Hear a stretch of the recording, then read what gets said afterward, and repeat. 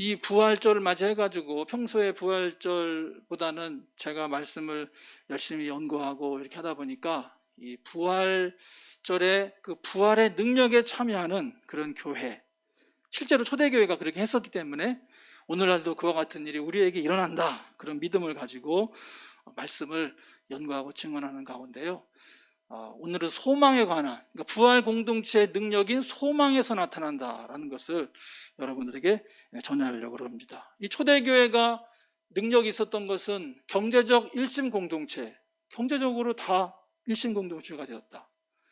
그 다음에 자신들에게 큰 잘못을 했던 그런 사람들도 다 용서해서 그 사람들을 다 버리지 않고 그 사람들을 다 모아서 그분들이 능력을 받아가지고 땅끝까지 정말 선교를 하면서까지 땅끝까지 선교를 하였기 때문에 이 주님의 교회는 정말 능력 있는 공동체였다. 부활 공동체였다. 그래서 근데 그것은 옛날만 그런 것이 아니라 오늘 주변에 많은 교회들이 그렇게 되고 있고 우리 교회도 그렇게 될 수 있다. 그래서 이 능력 있는 그런 부활의 능력에 참여하는 교회와 우리 저와 여러분들 될 수 있기를 주의 이름으로 간절히 축원합니다. 이 부활에 대한 주님의 능력 있는 주님의 부활 공동체가 되는 이유는 뭐냐면은 이 소망에서 나온다 그랬는데요.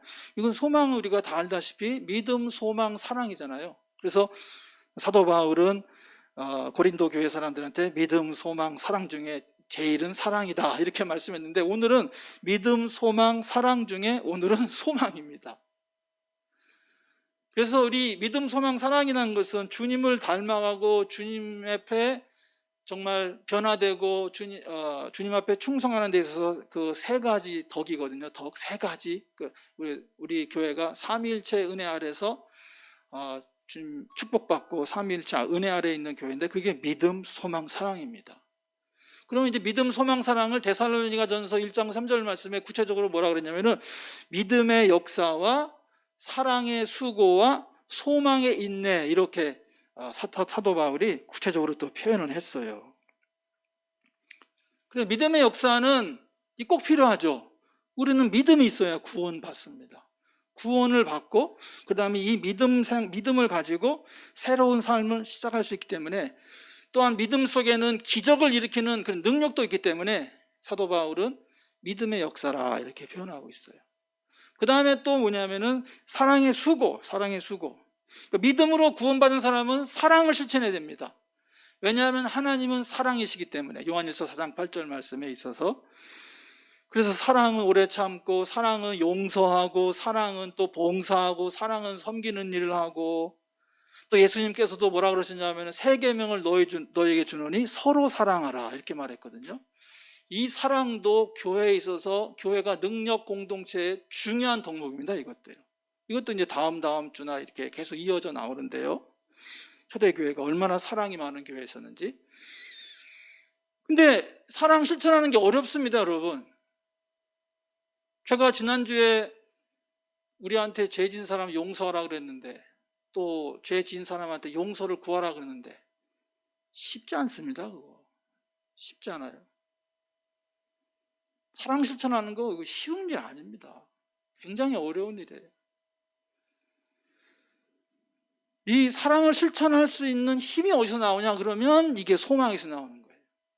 소망이 있기 때문에 그런 일도 하는, 용서도 구하고 용서도 받고 힘들고 어렵고 막 죽을 것 같이 힘든데도 주님의 교회를 위해서 헌신하고 봉사하는 것은 소망 때문에 그런 것이다라는 것입니다. 부활의 소망 때문에 그런 것입니다. 그런데 이 소망이라는 것은 시간 개념이기도 하고요. 이 부활의 소망이 우리에게 임해지기 위해서는 죽음이 먼저 와야 됩니다. 죽음이. 아니 부활되려면 죽어야 되잖아요. 그래서 이것을 이중표 목사님은 별세라 그랬어요. 별세. 그러니까 부활의 능력에 참여하는 교회가 되려면 별세를 해야 된다. 별세의 능력을 체험해야 된다. 사도 바울은 뭐라 그랬습니까? 사도 바울은 그래서 이 부활의 능력에 참여하기 위해서 자기는요, 이런 말을 했어요. 고린도서 15장 31절에 형제들아 내가 그리스도 예수 우리 주 안에서 가진 바 너희에게 대한 나의 자랑을 두고 단언하노니 뭐라 그랬어요? 나는 날마다 죽노라. 그러니까 죽어야 부활한다는 거예요. 죽어야 부활의 능력에 참여한다는 거예요. 그리고 이제 이 죽음이라는 것은 우리를 두렵게 하는 것이 아니라, 죽음이라는 것은 오히려 새롭게 부활하고 새롭게 태어나고 새로운 능력을 체험하는 것이기 때문에, 죽지 않으면은 절대로 부활 못합니다. 여하튼 우리는 현실 속에서도 우리가 우리 자신을 죽는다 그랬으니까, 사도 바울은. 또 이중표 목사님은 자기는 별세한다 그랬으니까, 이거 안 하면 부활의 능력이 안 나타난다. 또 사도 바울은 또 그렇게 얘기했죠. 내가 그리스도와 함께 십자가에 못 박혔나니 그런즉 이제는 내가 사는 것이 아니요 오직 내 안에 그리스도께서 사시는 것이라. 이제 내가 육체 가운데 사는 것은 나를 사랑하사 나를 위하여 자기 자신을 버리신 하나님의 아들을 믿는 믿음 안에서 사는 것이라. 그러니까 이제는 자기가 사는 게 아니라, 그러니까 죽었다라는 거예요. 날마다 죽는다, 이런 표현을 했어요. 그러니까 이 부활의 능력에 참여하는 삶을 살려면 오늘날도 사도 바울처럼 나는 날마다 죽노라, 이렇게 해야 돼요. 내 의지와 내 생각과 내 감정과 내 이런 모든 것들을 자꾸 내려놓는 거, 자꾸 죽이는 거, 이런 것을 해야 능력이 나타나게, 부활의 능력이 나타난다. 그래서 또 갈라디아 2장 20절에 내가 그리스도 십자가 못 박혔다, 이제 못 박혔고 이제 내가 사는 것이 아니라 난 죽었다. 그리스도께서 내 안에 사시는 것이다. 그리스도, 그런 성령 충만한 삶을 말하는 것이죠. 오늘날도요, 우리가 죽을 힘을 다해서 하면은 못할 게 없다 그러잖아요. 죽을 힘을 다해서 하면 못할 게 뭐 있냐? 죽을 힘을 다해서 하면은. 이중표 목사님 이것을 별세 신앙이라고 했어요. 별세 신앙. 수년 전에 돌아가셨지만 이 별세라고 하는 이 개념을, 사도 바울이 나는 날마다 죽노라라고 하는 이 성경 구절을 오늘날 별세라는 건 돌아가셨다는 거잖아요.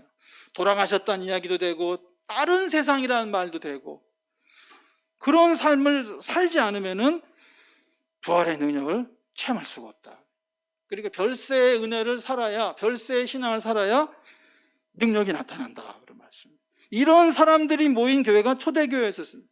그러니까 별세를 살아가니까 경제 공동체를 이룰 수 있었던 것입니다. 별세를 살아가니까 모든 사람을 용서할 수 있었던 것입니다. 별세를 살아가니까 자기 죽었다고 생각하니까 순교도 할 수 있었습니다.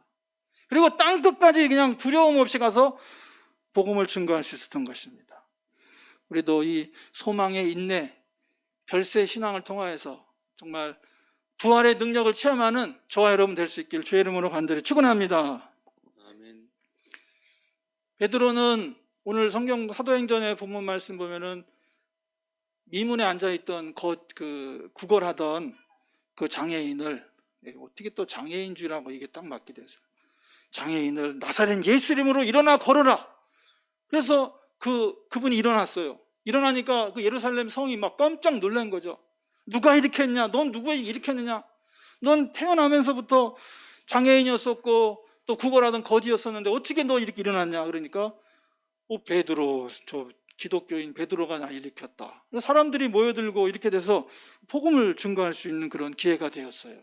복음을 증거해라. 예수님께서 말씀하셨지 않습니까? 예수님께서 뭐라 그러냐면은 3일 그리스도가 고난을 받고 3일에 죽은 자 가운데 살아날 것과 또 그의 이름으로 죄 사함을 받게 하는 회개가 예루살렘부터 시작하여 모든 족속에 전파될 것이 기록되어 있으니 너희는 이 모든 일의 증인이라, 이렇게 말하고 있는데, 부활의 증인이 되라는 거예요. 부활의 증인. 예수님이 죽으셨다가 부활하신 그것을 사람들에게, 온 세상 사람들에게 전해라.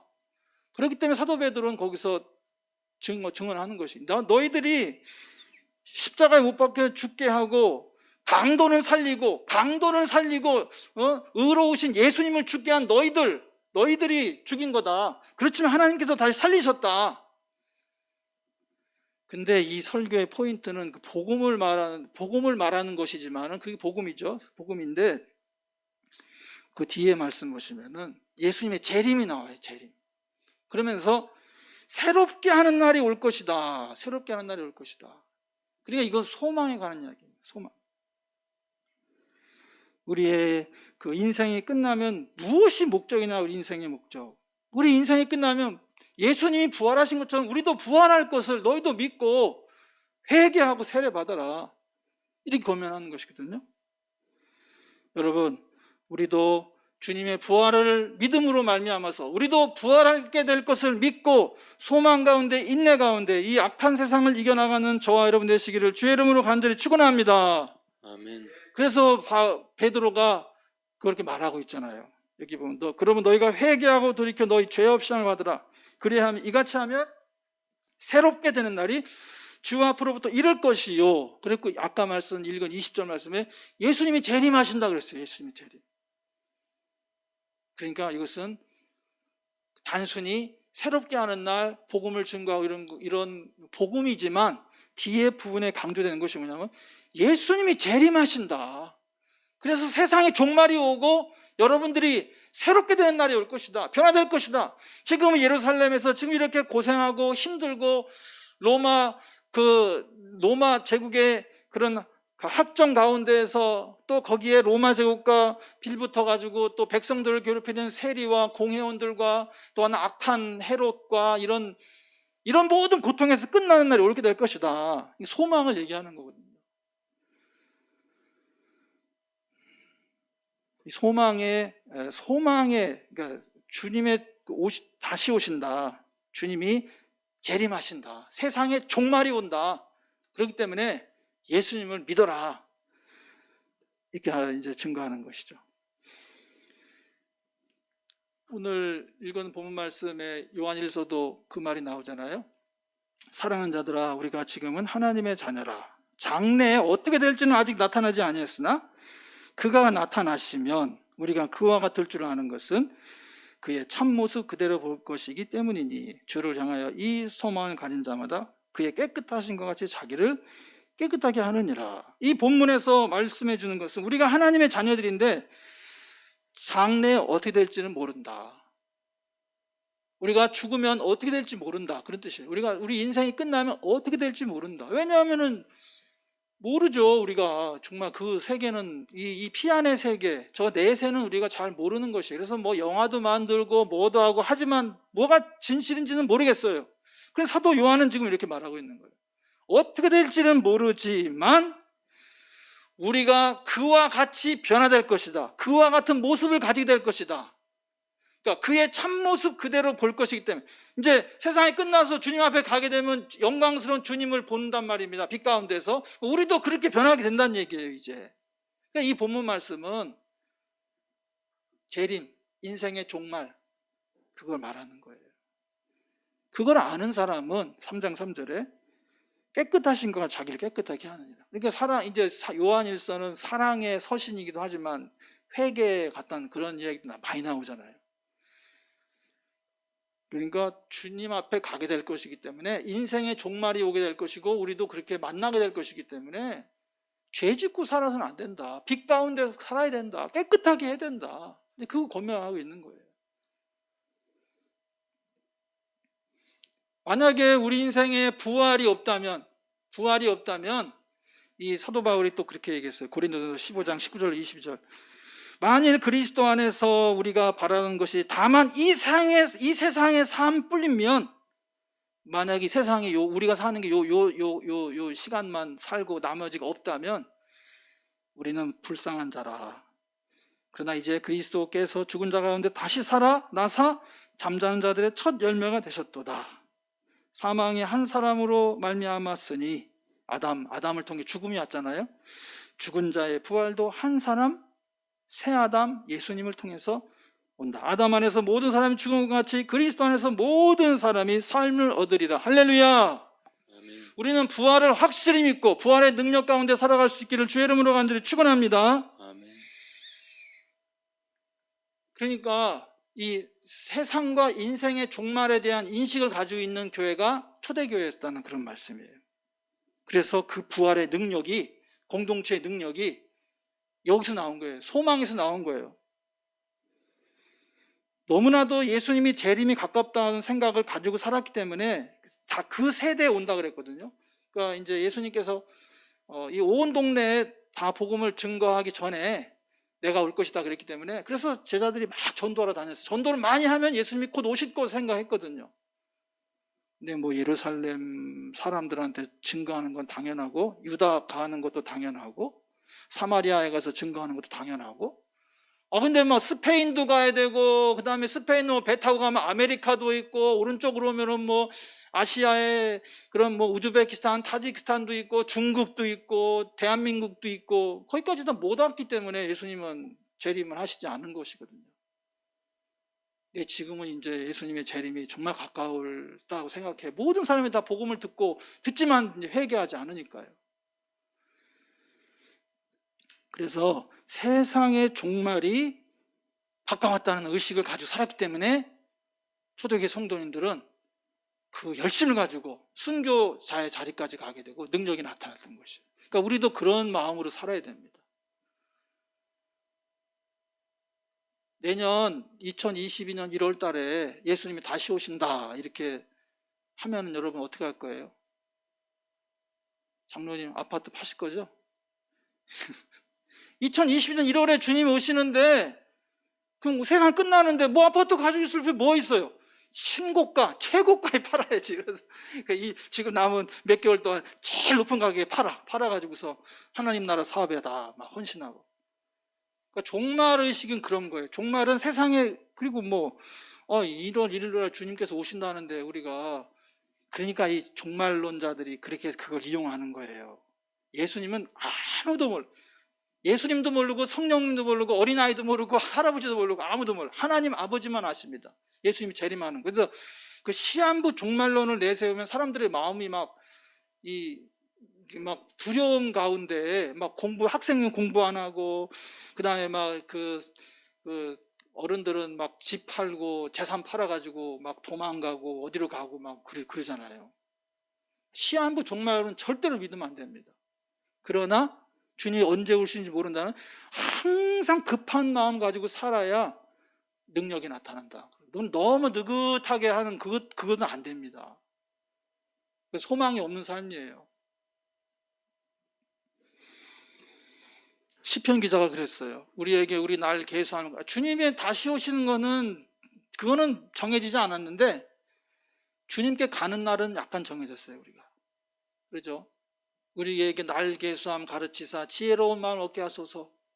그러니까 우리 남은 날짜가, 우리 인생 날짜가 얼마인지 알면 지혜가 생긴다. 여호와에 돌아오서 언제까지니까 주의 종들을 불쌍히 여기소서. 우리의 인생의 날짜가 얼마인지 알면은요 능력이 나타납니다. 최선을 다해 살 수 있어요.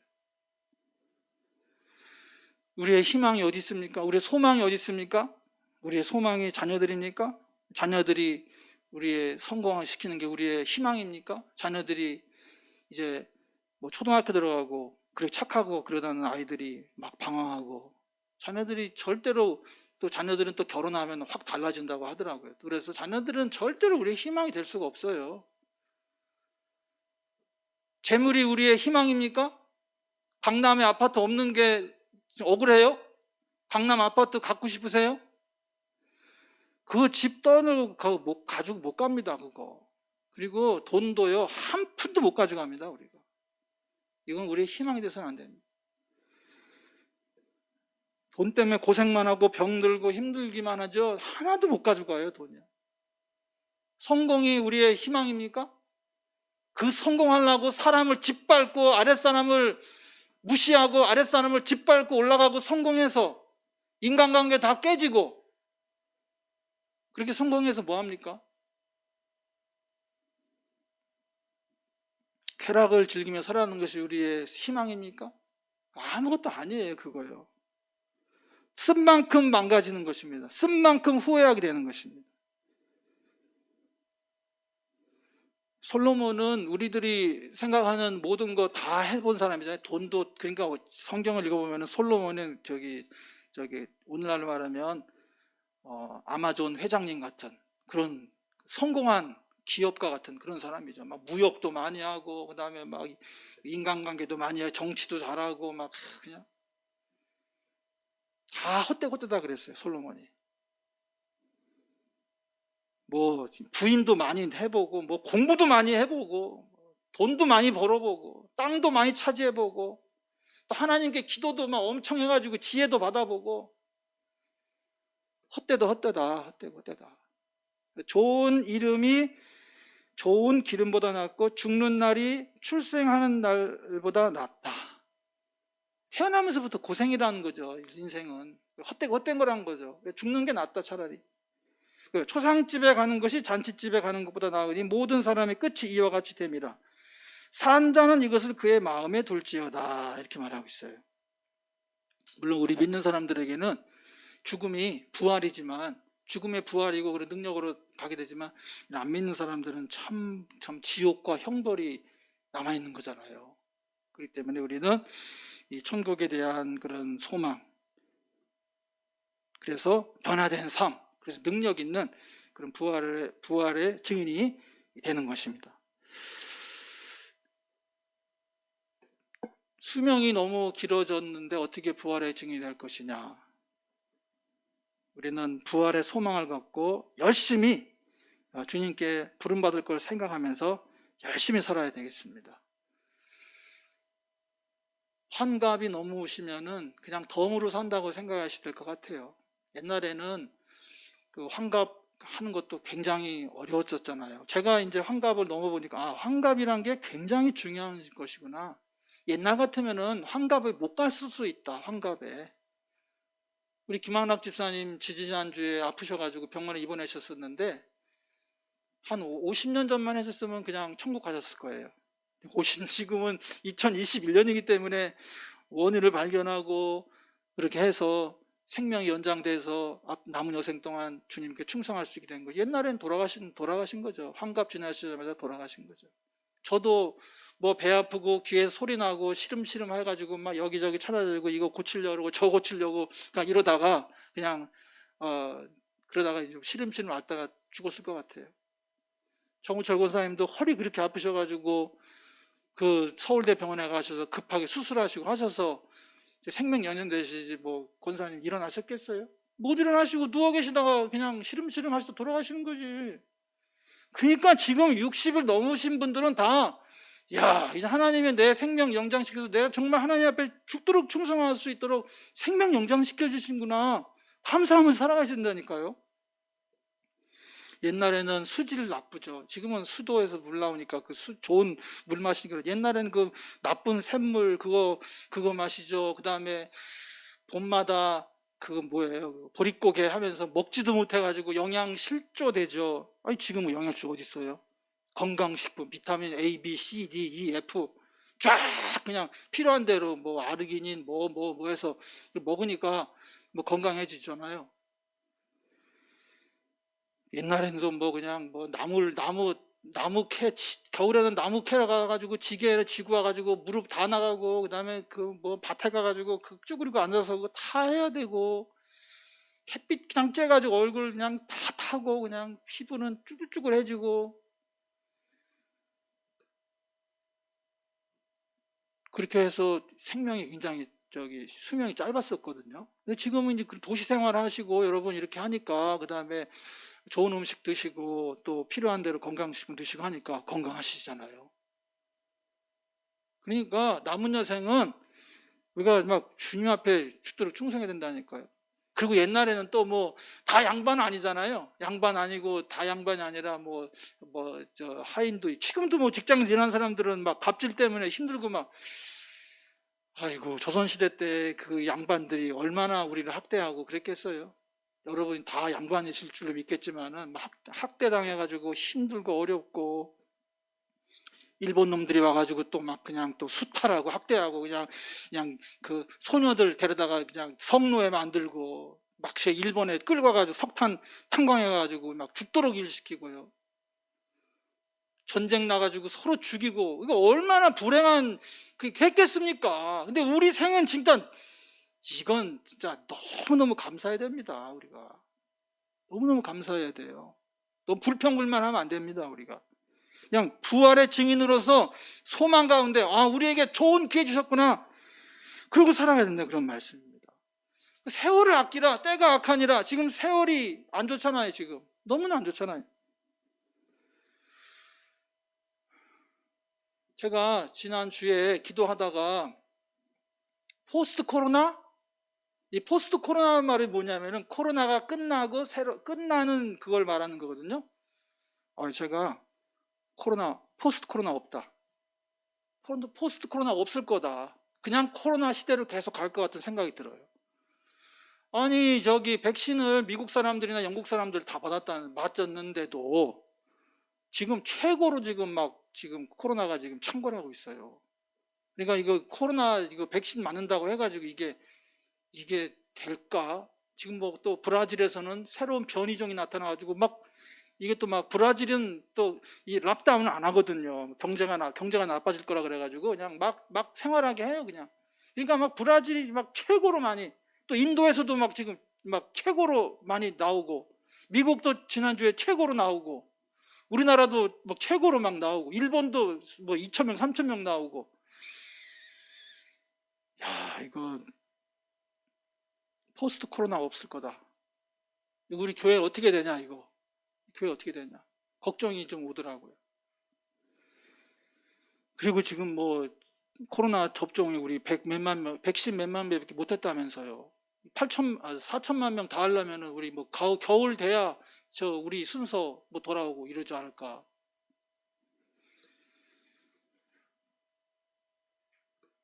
그래서 우리 교회가 장로 임직식 참 잘했다 싶어요. 제가 장로 임직식을 한 이야기는 몇 번 했는데, 제가 켄 폴렛이라는 사람이 쓴 소설, 거기에 흑사병 때문에 사람들이 죽는 이야기, 그 이야기 보고 듣고, 그 다음에 중원교회 사모님 암 걸려 돌아가신 거 보고, 그게 종말 의식이 생긴 거죠. 시간이 없다. 시간이 없으니까 빨리빨리 하자. 그래서 장로 임직식을 한 거예요. 2019년에 그래서 한 거예요. 근데 2022년에 30주년 맞이해가지고 기도의 문에 있지만은 장로 권사 임직식 하려고 그러면은 할 수 있을지 모르겠어요. 안 돼요. 그러니까 자꾸 미루고 세월을 아끼지 않으면은 안 된다는 거죠. 그래서 이 장로님들 세운 거는 참으로 잘한 거다, 이거. 그리고 지난번에 장로님들 몇 분하고 만나서 2020년에는 권사님들 임직 시켜야 되겠습니다. 그렇게 했는데, 권사님 임직 시켜야죠. 집사님들 나이 이제 올라오신 분들. 이 코로나 때문에 그냥 그분들만 모시고 해야 될 것 같아요. 제가 그랬거든요. 그때 장로님 임직하면서 이때 권사들도 임직할까? 그랬더니 아이고 안 하신다고. 내일로 미루면 안 돼요. 내일로 미루면 안 돼요. 내년에 권사 임직할 때 이게 지금 코로나 때문에 그냥 권사님들만, 가족들, 권사님 이거 20명 못 채우니까 20%니까 그냥 권사님들만 나와서 해야 될 수도 있어요. 내일 한다 하지 말고 지금 해야 돼, 지금. 그게 부활의 소망의 삶이고 능력입니다, 여러분. 봉사하는 일, 헌금 드리는 일 다 지금 해야 돼, 지금. 내일로 미루면 안 돼요. 내일 한다고 그러는 사람은 능력이 없어요. 내일 한다고 그러면. 바나바가 자기 재산을 다 바쳐서 교회를 위해 헌신해서 경제 공동체 이러는데 앞장섰는데, 바나바가 이거 다음에 하지 이거 이렇게. 그래가지고 공동체 일으켰어요. 안 되죠. 우리 아들 인구이가 지난주에 200만 원 찬양 영상 헌금 했는데 그러더라고요. 돈 좀 벌면은 하겠다 그래요. 돈 벌어서 다음엔 절대 못해. 하려면 지금 해. 그래가지고 순종해서 그것도 한 거예요. 하나님의 일은 내일을 생각하면 안 돼요. 오늘 해야 돼요. 제가 그랬거든요. 아이고 이제 우리 교회가 어렵고 개척하기 어려우니까 우리 집사람하고 생일하고 결혼기념 이런 거는 10년 동안 하지 말자. 이거 미루자. 10년 동안 미뤘어요. 어렵기도 하고 그래가지고 그냥 안 하고 그냥 미안하지만 그냥 지나갔는데, 10년 지나고 나니까 좋은 거 다 끝났어요. 건강도 나빠지고 힘도 없어지고. 그래가지고 우리 후배들이 그런다 그러면 교회가 어려워서 어쩌고저쩌고, 절대 그렇게 하지 마. 지금 해. 지금 결혼기념일 저기 하고 생일 있으면 생일 아이들 거 챙기고 그다음에 사모님은 생일 잘 챙기고 지금 그냥 할 수 있는 대로 그냥 최대한 다해서 해. 미루지 마. 모르겠어요. 그래서 안 미루는지 모르겠지만 저는 진짜 후회합니다. 미룬 걸 후회합니다. 10년 후에 하겠다. 좋아지면 하겠다. 후회합니다. 여러분, 천국 가시면은 깜짝 놀랄 거예요. 장로님 넘겨주세요. 천국 가시면은 또 너무 넘어갔다. 뒤로. 천국 가면 깜짝 놀랄 거예요. 왜냐하면은 천국 갔더니 예수님을 만나기 때문에 내가 이렇게 이 부족한 사람이 예수님 앞에 이렇게 만날 수 있다니 막 거기서 막 정말 깜짝 놀라. 여러분 다 깜짝 놀랄 수 있기를 주의 이름으로 간절히 축원합니다. 그 다음에 천국 갔더니 또 우리 앞서가신 부모님들 다 그거 만나고 거기서 정말 영원하신 빛 대신 주님과 함께 같이 교제하시면서 우리를 위해서 기도해 주시고 우리를 위해서 응원해 주셨구나. 그 히브리서 12장에 있는 얘기잖아요. 우리를 위해서 응원하고 계신다 그랬어요. 기도하고 계신다. 그래서 거기서 놀라요. 그 다음에 또 갔더니 그냥 주님께서 우리의 지을 맨션을 준비하신다 그랬잖아요. 막 좋은 집을 그냥 지어놓으시고 우리가 거할 수 있도록 준비해 놓으셔가지고 거기서 또 깜짝 놀랄 거예요. 거기서 깜짝 놀랄 거예요. 그 다음에 또 깜짝 놀랄 것은 뭐냐면은 당연히 이분은 천국에 와 있을 줄 알았는데 천국에 안 와 계시네. 그래가지고 놀랄 거라는 거예요. 왜냐하면 주님께서는 주여 주여 하는 자마다 다 주님의 천국에 갈 것이 아니라 말씀대로 행하는 사람들만 간다 그랬어요. 주님께서 우리를 위해서 놀라운 그런 은혜를 주실 것을 믿고 정말 시간 개념을 가지시고 소망의 인내 가운데 승리하는 우리 저와 여러분 될 수 있기를 주의 이름으로 간절히 축원합니다. 그래서 능력에 참여하는 부활의 능력에 참여하는 오늘 부활의 능력에 참여하는 우리 성도의 삶, 교회의 삶이 될 수 있기를 주의 이름으로 간절히 축원합니다. 살아계신 주 이 찬양이 그 작곡하신 분이 빌 게이츠라는 분이 작곡했는데 그때가 한 40년 전에요. 근데 미국 사회가 너무 혼란스럽고 힘들어가지고 내가 아기를 낳았는데 이 아기를 키울 수 있을까 두려움이 있었대요. 그런데 우리 주님이 살아계신 주님이시기 때문에 나의 참된 소망이 된다. Because He lives. 주님께서 살아계시니까 I can face tomorrow. 내일을 내가 맞닥뜨릴 수 있다. 이렇게 했거든요. 그러니까 부활절이니까 주님이 살아계신 주님이시니까 이 주님 믿고 코로나로 어렵고 힘들고 하지만은 내일을 기약할 수 없지만은 주님께서 살아계시기 때문에 나는 내일을 맞닥뜨릴 수 있다. 이 찬양 같이 한번 해도록 하겠습니다.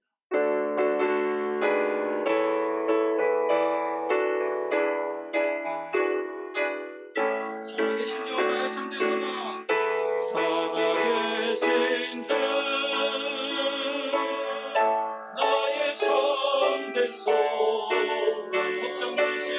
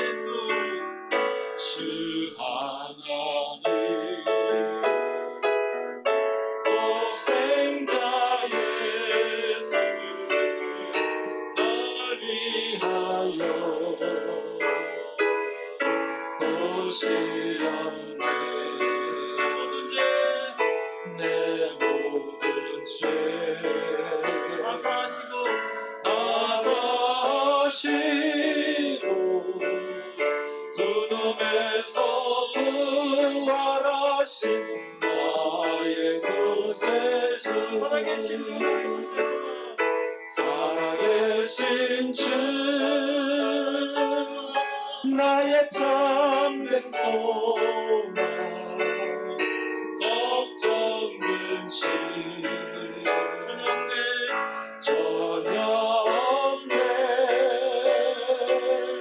사랑의 주의 갈 길인 것 내 모든 삶의 능력, 내 모든 삶의 능력을 충만하네. 할렐루야.